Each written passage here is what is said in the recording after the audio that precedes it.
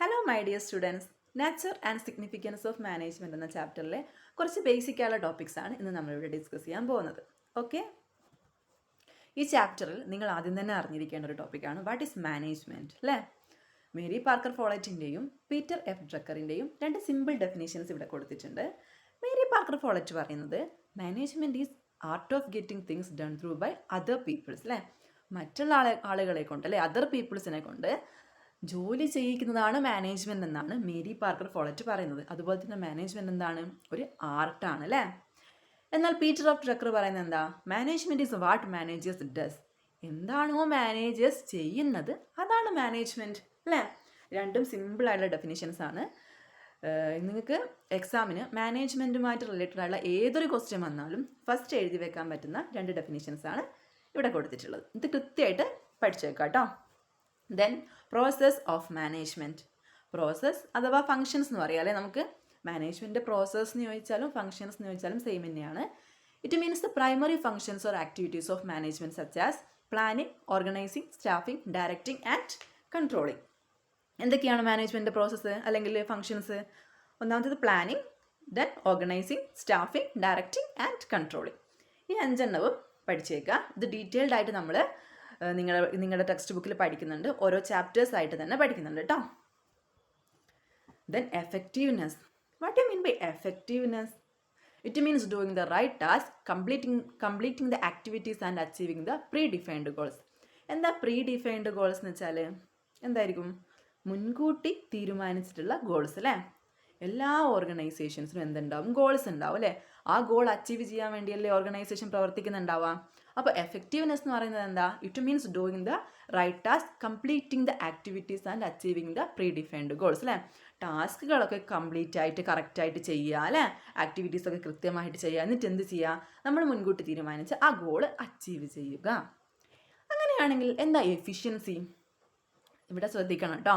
നിങ്ങളുടെ എക്സാമിന് എപ്പോഴും ചോദിക്കുന്ന ഒരു ക്വസ്റ്റ്യൻ ആണ്, what is the differences between effectiveness and efficiency?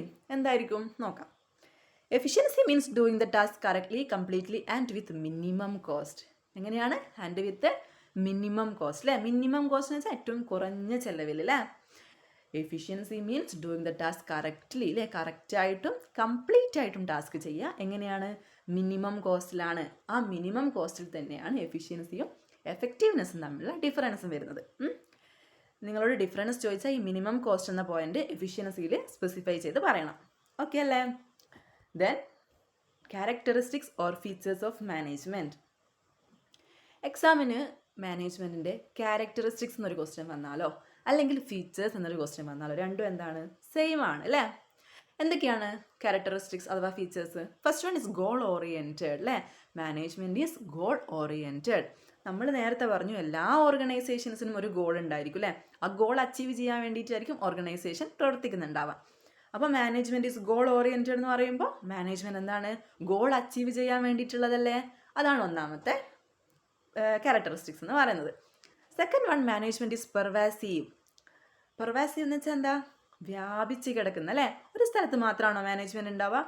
ഒരിക്കലും അല്ല അല്ലേ. എല്ലാ സ്ഥലങ്ങളിലും അല്ലേ മാനേജ്മെൻറ്റ് ഉണ്ടായിരിക്കും. എക്സാമ്പിളായിട്ട് നമുക്ക് എന്താ പറയാം, ഹോസ്പിറ്റൽസിൽ മാനേജ്മെൻറ്റ് ഇല്ലേ, ഹോസ്പിറ്റലിൽ മാനേജ് ചെയ്യുന്നില്ലേ കാര്യങ്ങളൊക്കെ. സ്കൂൾസിൽ മാനേജ്മെൻറ്റ് ഇല്ലേ, നമ്മുടെ വീട്ടിൽ മാനേജ്മെൻറ്റ് ഇല്ലേ. എല്ലാ സ്ഥലങ്ങളിലും എന്തുണ്ടാവും? മാനേജ്മെൻറ്റ് ഉണ്ടാവും അല്ലേ. അപ്പോൾ മാനേജ്മെൻറ്റ് എന്ന് പറയുന്നത് എന്താണ്? പെർവാസീവ് ആണ്. Then management is multi dimensional. Multi എന്ന് വെച്ചാൽ ഒന്നിൽ കൂടുതൽ അല്ലേ. മാനേജ്മെൻറ്റ് എന്തുണ്ട്? ഒന്നിൽ കൂടുതൽ ഡയമെൻഷൻസ് ഉണ്ട്. ഇപ്പോൾ എങ്ങനെ എക്സാമ്പിളായിട്ട് എന്താ പറയുക, മാനേജ്മെൻറ്റ് ഓഫ് വർക്ക് അല്ലേ. വർക്ക് മാനേജ്മെൻറ്റ് ചെയ്യുന്നുണ്ട്. വർക്ക് മാത്രമാണോ മാനേജ് ചെയ്യുന്നത്? അല്ല അല്ലേ. ഒരു ഓർഗനൈസേഷനിലെ പീപ്പിൾസിനെ, ഹ്യൂമൻ ബീങ്സിനെ മാനേജ് ചെയ്യുന്നില്ലേ. അങ്ങനെ ഒന്നിൽ കൂടുതൽ കാര്യങ്ങൾ മാനേജ്മെൻറ്റ് ചെയ്യുന്നുണ്ട് അല്ലേ. അതുകൊണ്ടാണ് മാനേജ്മെൻറ്റിന് നമ്മൾ മൾട്ടി ഡയമെൻഷണൽ എന്ന് പറയുന്നത്. Then management is continuous. എപ്പോഴെങ്കിലും നിർത്തി ചെയ്യുന്നൊരു കാര്യമാണോ? അല്ല. ഇത് കണ്ടിന്യൂസ് ആയിട്ട് എപ്പോഴും ചെയ്തുകൊണ്ടിരിക്കുന്ന ഒരു കാര്യമാണ് മാനേജ്മെൻറ്റ് എന്ന് പറയുന്നത് അല്ലേ. അപ്പോൾ മാനേജ്മെൻറ്റ് എന്താണ്? കണ്ടിന്യൂസ് ആണ്, തുടർന്നു കൊണ്ടിരിക്കുന്ന ഒരു പ്രോസസ്സാണ്. Then management is group activity. Management എന്ന് പറഞ്ഞാൽ ഒരു ഗ്രൂപ്പ് ഓഫ് ആളുകൾ ഇരുന്നിട്ടില്ലേ, മാനേജേഴ്സൊക്കെ ഇരുന്ന് ചെയ്യുന്ന ഒരു കാര്യമാണ്. അതൊരു ഗ്രൂപ്പ് ആക്ടിവിറ്റി ആണെന്ന് നമുക്ക് പറയാം. പിന്നെന്താ? Management is A dynamic function. Dynamic എന്ന് പറഞ്ഞാൽ മാറിക്കൊണ്ടിരിക്കുന്നത് അല്ലേ. സ്റ്റാറ്റിക് ആയുള്ള ഫംഗ്ഷനാണോ മാനേജ്മെൻറ്റ്? ഒരിക്കലും അല്ല അല്ലേ. എപ്പോഴും ഇങ്ങനെ മാറ്റം സംഭവിച്ചുകൊണ്ടിരിക്കുന്ന കാര്യമാണ്.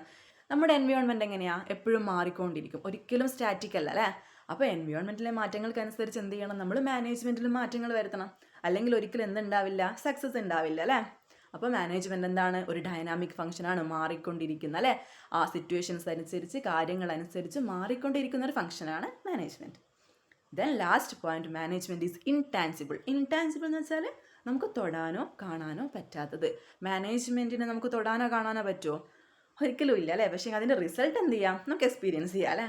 മാനേജ്മെൻറ്റ് എന്ന് പറഞ്ഞാൽ എന്താണ്, ഇൻടാൻസിബിൾ ആണ്. അപ്പോൾ എന്തൊക്കെ ക്യാരക്ടറിസ്റ്റിക്സ്, ഗോൾ ഓറിയൻറ്റഡ് ആണ്, പെർവാസീവ് ആണ്, മൾട്ടി ഡയമെൻഷണൽ ആണ്, കണ്ടിന്യൂസ് ആണ്, ഗ്രൂപ്പ് ആക്ടിവിറ്റി ആണ്, ഡൈനാമിക് ഫംഗ്ഷൻ ആണ്, അതേപോലെ തന്നെ ഇൻടാൻസിബിളും ആണ്. ഓക്കെ, ഇത്രയും കാര്യങ്ങളാണ് നമ്മൾ ഇന്നത്തെ വീഡിയോയിൽ ചെയ്യുന്നത്, ഡിസ്കസ് ചെയ്യുന്നത്. ബാക്കി നമുക്ക് നെക്സ്റ്റ് വീഡിയോയിൽ പറയാം കേട്ടോ. Okay, thank you.